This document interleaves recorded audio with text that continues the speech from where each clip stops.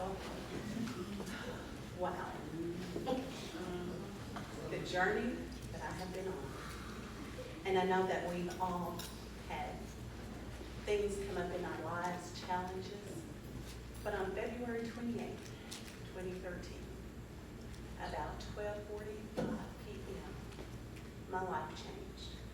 Not only did my life change, but my family's life changed. And at that time, the enemy told me that he was going to take me out.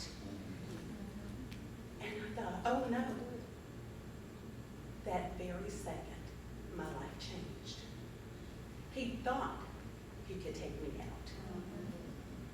But God is a mighty God. Yes. And he is the greatest vindicator. He is a mighty God. And the God that we serve is so awesome. I stand here before you today. Doctor said, if you do not have this surgery, you could become permanently paralyzed. And when you hear that time and time again, it begins to stick and stick. And I kept saying, no, I'm a child of the King. I am a child of the King. I know who I am. But at that time, the enemy wanted to challenge who I was. So I had to step up in a mighty way. I've gone through battles and battles and battles with insurance companies, with attorneys, and yet again, Apostle Barbara, an attorney, tried to hit again on last night. Not so. We win. Amen. Through this time, I've gone through intensive physical therapy, chronic pain management, and emotions. We go through so many different things. But during that time of physical therapy, the door was open for me to share about my God. See, when the enemy thinks that he's knocked you out, our Father turns that table around and uses it for his good. Yes. There are many people there that needed to hear what the Father had already placed on the inside of me. Some who said that I have a hard heart, I'm tough, I'm cold, I don't believe in God.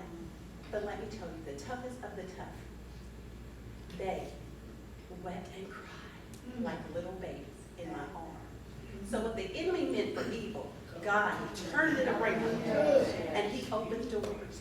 The head therapist there asked, can you come back and teach and encourage the people here because they need it?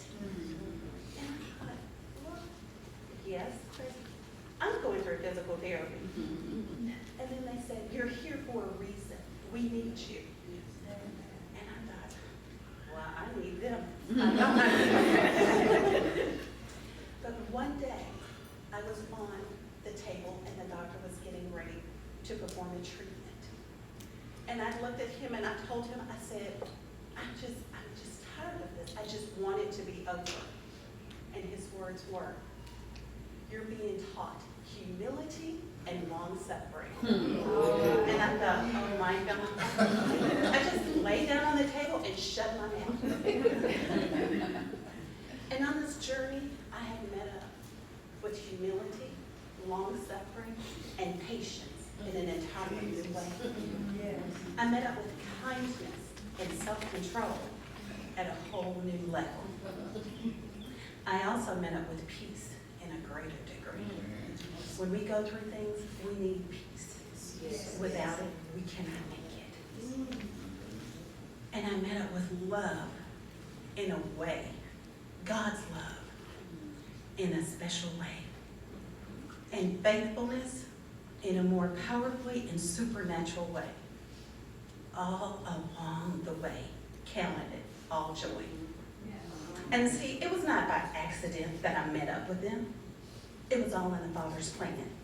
He just wanted it to go to a whole new level. So the devil thought he had me knocked down, but not knocked out. I'm still standing, and for that, I am entirely grateful. Eternally grateful. Thank you.